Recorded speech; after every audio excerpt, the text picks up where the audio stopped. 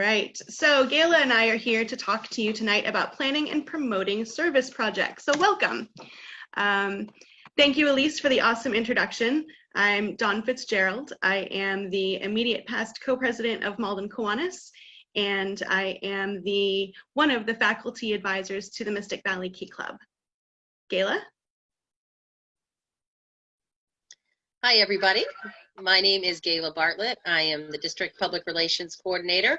I'm also currently the president of the Methuen Kiwanis Club, a proud member of the Danvers Kiwanis Club as well. Woo!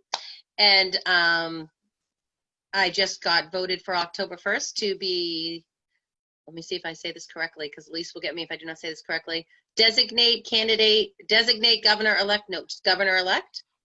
No, yes, thank you. So I'm very excited to be working with Dawn. She's been amazing. We've been talking and shooting ideas back and forth. So you guys are in for a treat. Dawn's also an educator and she is phenomenal. So she's gonna drive the session and wait till you see what we have planned. Woo, thank you. All right, thanks, Gayla. All right, so here we go. We've got 3 primary goals for tonight's workshop. The first is to identify the goals. I know that's a bit redundant, but what the goals should be of a Kiwanis service project. We'll talk about the steps in planning and promoting a service project, and we'll see where we're at for time. If we have it, we'll talk about some ideas for in-person, virtual, or socially distanced service projects. So there are 4 primary goals of a Kiwanis service project. The first is to provide a valuable and needed service to a community. So that needed part is highlighted because sometimes, I feel like this happens more often with my key clubbers than it does with adults, but sometimes adults slip into it too. We come up with projects that sound like they would be fun and a cool idea, but maybe that aren't necessarily needed. So what I've always told my key clubbers is to identify a need in the community and then figure out a way to meet that need. Kiwanis International provides a really handy tool for that. It's sort of a survey and it's called Rediscovering Your Community. I'm gonna jump to it here. One of the neat things about, if it will go, let's see if we can get there. One of the neat things, there it is. I hope you all can see that. About these tools is you can use them sort of to suit your needs. So people should be doing these types of outreaches to your community. You should be doing this annually. And if you're not, it's something you should really be thinking about. But you can use these tools sort of to suit your own specific needs. So you don't have to use every single page in this 5-page document. It's just sort of a good guideline. But what I wanted to highlight here, I'm going to zoom in a little bit. These are the folks that you should be talking to when you're trying to figure out what your community needs and what your Kiwanis Club can do for your community. So, you know, just a few things. We could be talking to community leaders, government officials, Chamber of Commerce leaders, librarians, hospital directors. And this is just sort of a list to get you started of some of the people who you could or should be talking to in order to kind of figure out what your community needs. Give me a moment, I've lost my PowerPoint. There we go. So other things that you could do, you could be having conversations with others. So you could be talking to fellow club members, SLP members. I think everyone here knows SLPs are our service leadership programs. So key clubbers, builders clubs, Circle K, Action Club members, and there are a host of others. You could also be talking to your guest speakers, right? So you've got guest speakers who come in and share information with their club. They might actually help you be able to identify things that are needed within your community that Kiwanis can help with. So that's the first goal. The second goal is to elevate the awareness of Kiwanis. Kiwanis as an organization relies on the recognition and partnerships that it creates for a host of different things, but really for our funding, to keep our membership numbers up, and to make really, really impactful changes. So we want to be elevating and sort of promoting that Kiwanis brand when we develop a service project. The third goal of the Kiwanis Service Project is to engage your current members. I almost feel like this is the most important one right now. Engage your current members and really try to remind them of why they joined. People join Kiwanis to serve. Yes, it's nice to, to help out with things financially, but I can't imagine that there are many of us in this virtual room right now who signed up to write checks, right? We signed up to help people, and being able to actually serve provides people with intrinsic motivation to sort of keep things moving forward. And hands-on work, as opposed to just sort of supporting from the sidelines, really makes it real and makes it impactful for the member. The fourth and final goal of the Kiwanis Service Project is to attract potential new members. And I swear to you this works. I'm going to give you a quick example in a second. But meetings are great. It's nice to invite potential new members to your meetings. But it's not that often that those meetings really have the ability to draw in and to keep new members. But if you invite possible new members to help out with the service project, you really give them a tangible way of understanding the things that we do and why we do them. So case in point, one of my fellow Kiwanians from Malden is with us tonight in this workshop, Maureen, and I used to drag her to our holiday baskets event every year. I would have her come and sort of under the guise of, I need you to help me with my key clubbers. And so she would come, and it turns out that she loved it. And here we are, 4 years later, we're fellow Kiwanians in the same club. So it really does work. So there are those 4 goals, and then you should always, always, always sort of, when you're putting it all together, remember your target audience. Our motto is serving the children of the world. So when you're planning a project, it's important that you set something up that's intended to improve the lives of children, either locally or globally. All right, so we talked about the goals. The second part is planning. So the first thing, when you are beginning to plan a service project, the very, very first thing you do is get permission and buy-in from your club's board of directors. You need them, you need their permission, you might need their funding, and you certainly need them to motivate the club to help you. I highly recommend that you present your idea early on. Some projects won't take quite as long in terms of planning and preparation, and then others might take 6 months or a year to do it. Not all, most boards meet not weekly, probably monthly.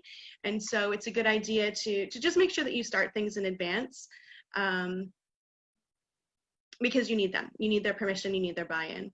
The second step in planning a service project is to establish a committee. The committee is going to coordinate and steer the project.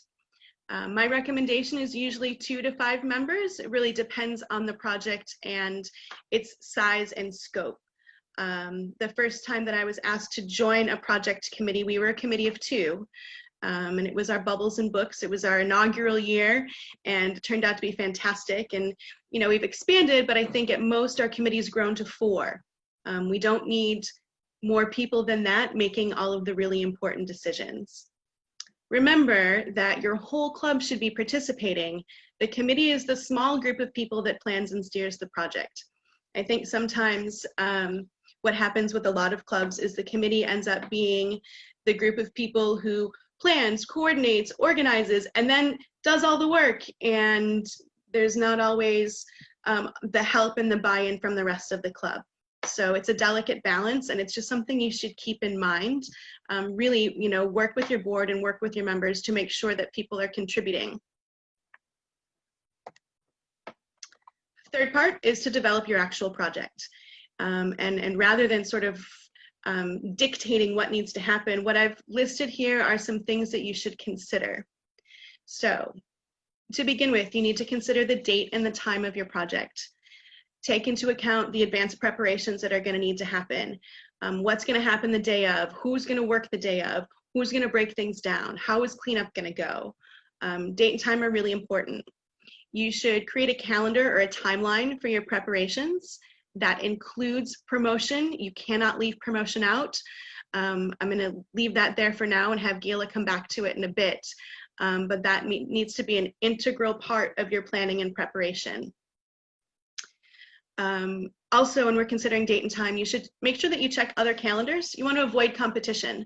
So check school calendars, check community bulletin boards, check Kiwanis calendars.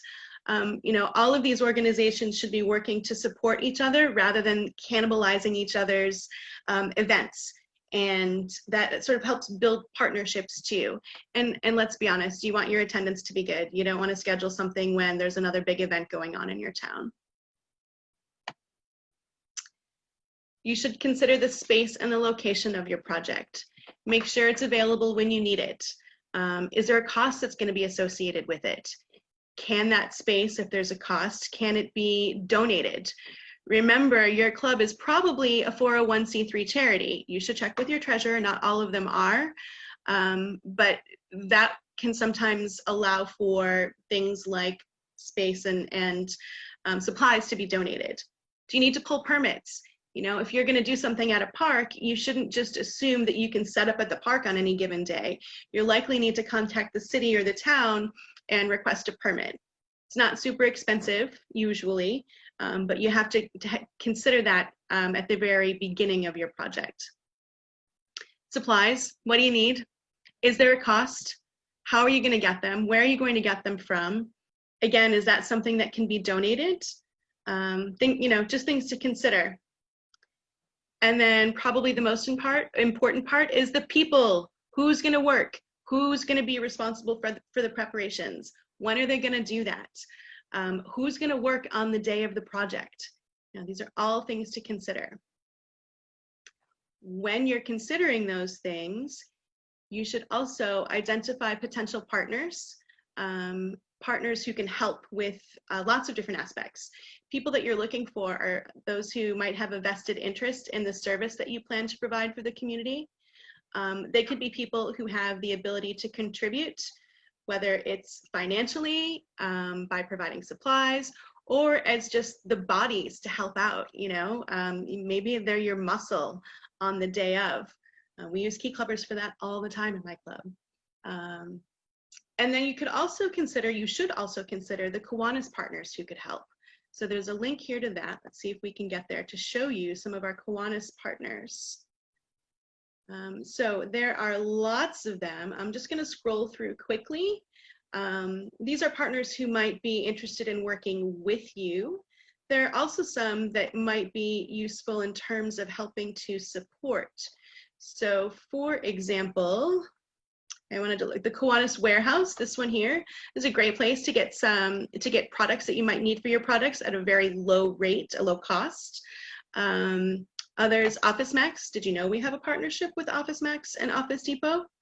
So there's a whole list here. Reading is fundamental. They can help you help support literacy programs that your club might want to work on. There's a whole list here, and they're available. And so I highly, highly recommend that when you are looking to locate partners, you know, look locally, but also look at the Kiwanis partners that have already been established. Other partners to consider, SLP club members. You can use those key clubbers. You can use those Circle K members to come and help you with all sorts of things. You might want to, if your project is big enough, you might want to pull in Kiwanians from other clubs, maybe even other divisions. You know, we've worked with a couple of divisional projects. We did the habitat build with a couple of different divisions together, and you know, it's fun when they're big and you can get everyone together. Other partners, again, could be potential new members. And then you should also consider other community members and leaders. Lots of folks who are running for office love to help out, and that's a win-win situation for them. You know, they're getting out there, they're helping, they have that intrinsic sort of motivation to do what is good for the community. It also helps them gain visibility, and that's important to them. So we need them and they need that. So those are other people to consider. The point here, invite everybody. People want to do hands-on service. That's the planning part of it. I'm going to turn things over now to Gayla to talk to you all about promoting. Thank you, Dawn. I appreciate that. That was wonderful. So there, Dawn just presented some wonderful information about service projects. So as Kiwanians, we know that we need to, if you've been to my PR classes, and I see some of my PR superstars in the room, by the way, so thank you guys, you know who you are. I love the work that you send me, it's amazing. But as Kiwanians, we really need to say it loud and proud about what we do, especially our service projects. Our service projects are what our members love to do. It's what we're known for. It's where we give our hearts to the community. So it's really important that our message gets out there and that people understand the importance of everything that we do, whether it be a backpack drive or a pancake breakfast, and that whenever we do a service project, and if we're raising money along with the service project, that we make sure that we tell people where the money's going to. So as community members, our communities get very excited when they know that they're giving to something that gives back to the community. So key messages are the points you want your audience to remember when you're done. So if you've been to my PR classes before, we've talked about the press releases, the who, what, where, when. We've talked about all the different ways that we can promote our service projects and our events. So for example, Dawn is going to play a video that I just recently produced about an upcoming event in Danvers, just to give you an idea of something that you can do during COVID to still get your community excited about what's going on.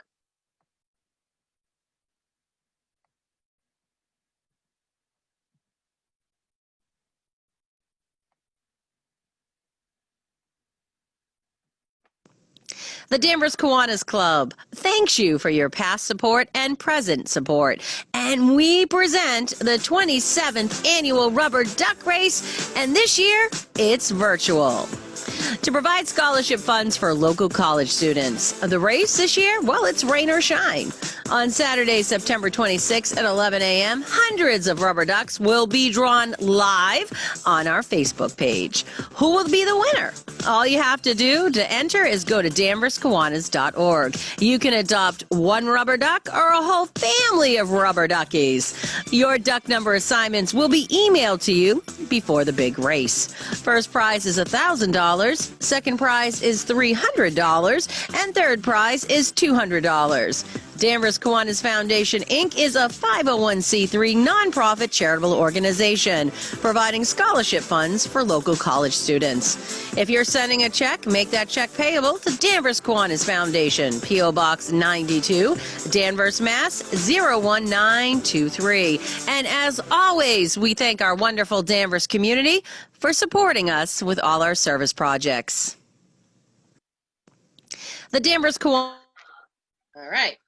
Thank you, Bob. I saw him clapping. So that's just one way that you can get your message out there and have some fun. As you know, and as we've talked about in other classes, videos get the most likes on Facebook, and they also get seen the most and shared the most. So what's great about that video for me is that it gets shared over to the moms group in Danvers. It gets shared over to the What We Like About Danvers page, the 365 Days of Danvers, and also the Access Station, the town page. There are so many different partners that we have in our community that will pick it up and share it. There's Danvers Cares, there's a diversity committee. So one 30-second or 1-minute video can continuously spread virally throughout our whole Danvers community or whatever community you're in. It's just really important, whatever you do, you have fun and you get people excited about what they're going to be doing and what they're going to be seeing. And always, always, always, no matter what press release or any form of media you use, thank your community and thank your volunteers. And no one ever gets tired of the word thank you. We talk about that all the time. There is never enough time in the day to say thank you to everyone that helps you along the way. And we want to make sure that our communities and our members always feel that hug and they know that we care about them. So, social media. We're in the social media age, right, guys? And I know we're tired. We've been on Zoom, some of us 9.5 hours this weekend. Woo! We need Zoom glasses, I think. But social media is relatively inexpensive. It's high possible reach, like we talked about cross-promoting with different agencies, and it's used by millions of people, or billions in Facebook's case worldwide. It's a quick way to communicate. So I know that I have some magical PR people that are in the room with us today. Now, everybody knows, is there anybody in the group tonight that is the Facebook administrator for their club? Raise your hand. I got a couple. I got to slip through my slide. Do I have more people that are Facebook? More hands? Just a few, huh? Okay. That's good, though. At least I have a few. And I'm sure you know that there are analytics as well. And there's a page that you can actually check how many people have viewed your likes, which ones are more popular, what time of day they get the most views. If that's something that you don't know about, you can always reach out to me and I'd be more than happy to share that with you. But pictures and videos, whoo, do they sell things. And they get people excited. And we talk about staging the perfect press shot and how to make that visual with the Kiwanis logo and the warm faces or the kids' faces, what captures the emotion of the service project. So we'll take an example. If there's two, let's say we're doing a can drive, because one of our clubs did it and they did some really wonderful photos. You can have a bag of cans, or you can have a bag of cans with two Kiwanis members with their hands on the bag. Obviously, if it's socially distanced COVID time, they're going to be socially distanced with their Kiwanis logos on. And even if they have a mask on, you can still see the smile in their face, right? So which one is going to sell more, right? Which one is going to get us more volunteers, more press, more sponsorship? Obviously, we always want to feature our Kiwanians in these pictures with their Kiwanis logos. And we always want to make sure it's the right logo, right, guys? If you've heard me talk, you know the logo that you see presented is the proper logo we should be using. Or if you have your free logo for your club, make sure you use that as well. So we can go to the next slide. Thank you, Dawn.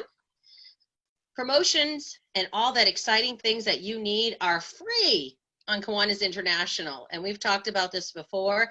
Kiwanis.org, the brand, is all the templates, the audio, the press releases, videos, even social media content. So if you're not an ace at PR, you don't have to be, because all your tools are there. They're free. We pay Kiwanis International dues. So we might as well use the different things that are there for us. They have club logos. When you go on that, you can click on the link and you can get your free logo that says Kiwanis Club of Wichita, Kansas, or Kiwanis Club of Malden, whatever the case may be. Get it and use it. It's beautiful on your Facebook. It's visually on all of your banners and all of your meeting materials. It's wonderful. So these are the wonderful things that we have that are there for us. There's also a style guide. So whenever you're going to do some print media, you want to make sure you're using the right colors. And if anyone's in advertising or marketing, you've heard this before, you know this, we do it daily. You need the right colors, the right fonts, and the right tilt of the Kiwanis logo as well. All that is pointed out in that brand book for you. So it makes it a lot easier as a marketing aficionado, I call you. So any PR chair or anybody that deals with anything in PR has all of this available to them. There are audio clips, and my Miss Cheryl is in the room. Shout out to Cheryl in the radio world. I see you, Mr. Hi, Cheryl. She's laughing. And Cheryl will tell you that the radio stations have so many PSAs that they have to play every year, and they have to do it. Thank you. I know. I love you, radio. So make sure you take these and mold them into what you need for your clubs and get that free press. Newspapers, write your press release, get it to the newspapers. Public access stations, that little video I made is up on our public access station, and it's going to be airing over and over and over again. So exciting. So these things are free to us, so we might as well use them. And if your club had the money to do an advertising campaign on a TV channel that wasn't public access, there's also all that written as well. So it's really nice. Most press releases, believe it or not, if you have a pancake breakfast or something that's been like a peanut day, tried and true in Kiwanis, there's already press release written for you. All you have to do is put your club's name in it, the date, and all that information. When you elect a president or a governor or a lieutenant governor, there's a press release for it. Woohoo! Makes it so easy. It is your one-stop shop for marketing. And it makes our lives as Kiwanians so much easier, and it's so great because it's concise, and it has the boilerplates and everything that we need. And I think that's the end. Do I have one more, or is that it?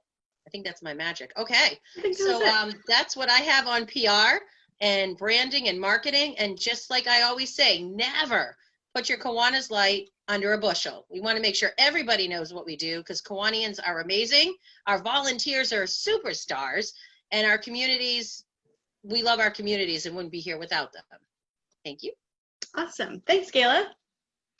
All right. So the last part of a service project, we need to talk about wrapping things up. You should always remember to send thank you notes.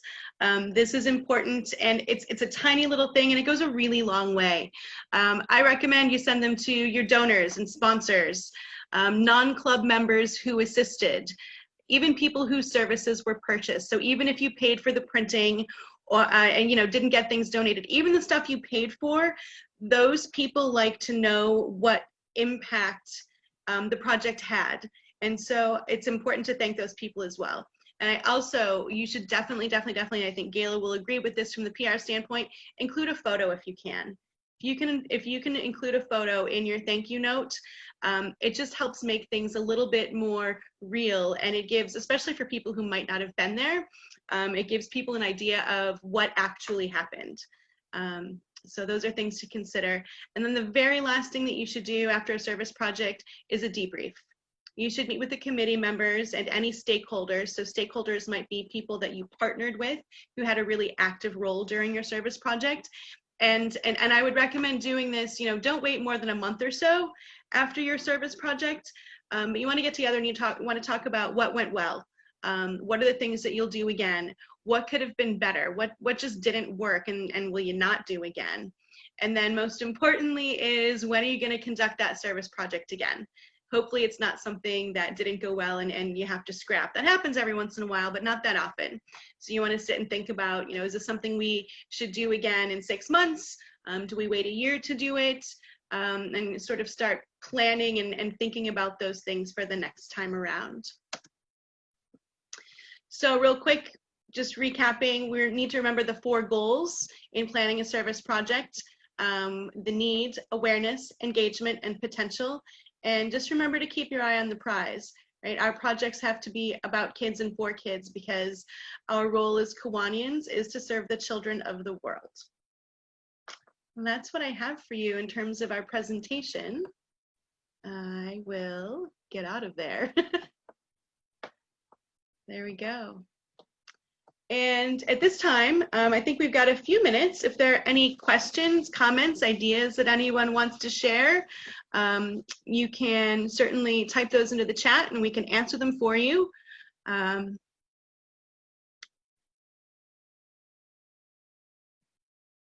No, we're quiet. Okay. If anyone, oh, Gayla, that's for you. How does Joe take your PR class? Joe, where's Joe? I'm looking on my, oh, Joe, hi, Joe. I've taught several PR classes at our conventions in November. Where's Brian? I believe we have one coming up in November. If there's a certain category or a certain topic you want, I have done several PowerPoints at our previous conventions. I'd be happy to share that with you.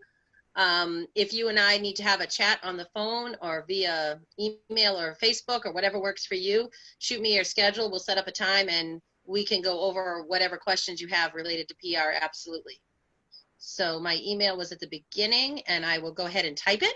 So you can go ahead and send me that information and I would be more than happy to help you out any way that I can. Does that work? All right. Thank you. Guys, I'm also going to throw my email address into the chat. So if anyone wants the PowerPoint that I just did, I'm happy to send that off to you just to have to reference, or if you want to use it with your club, you can do that as well.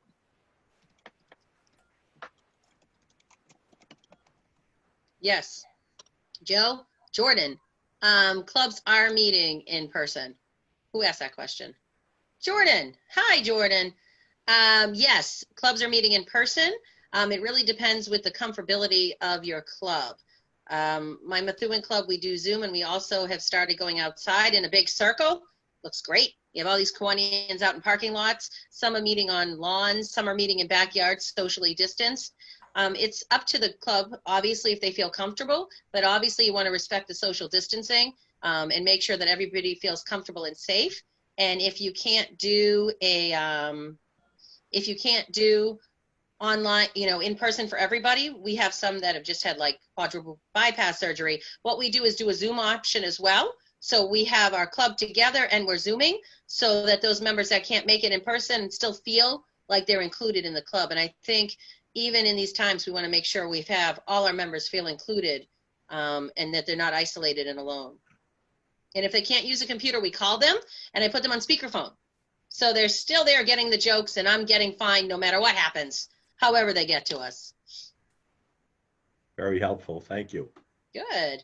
And Sylvia just put a plug in for her workshop tomorrow at 6 p.m. It is running a meaningful club in person or online. So if you need any tips for running meetings online, she will help. Yay, Sylvia. And I'm glad we have a superstar, a PR superstar. Joe, that's you? Is that what my note said? Yeah, Where's that? it's Joe. It's Joe. Well, it's guess. Bob. It's Cheryl. It's so many of you that are superstars. And believe it or not, you can all be PR superstars. I have faith in every single one of you. There isn't one of you that should not be a shining star when it comes to PR. And I can help in any way, but you are all stars no matter what you do. So PR or whatever you decide you want to take on, you guys are going to be great. Any other questions? Comments, concerns? It's so great to see all of them. Okay. I miss all these lovely faces that I don't get to see. Yeah, it is nice to see everyone face to face. Thank you to our fabulous powerhouse presenters, Dawn and Gayla, for providing us information on planning and promoting service projects. I am going to stop the recording now.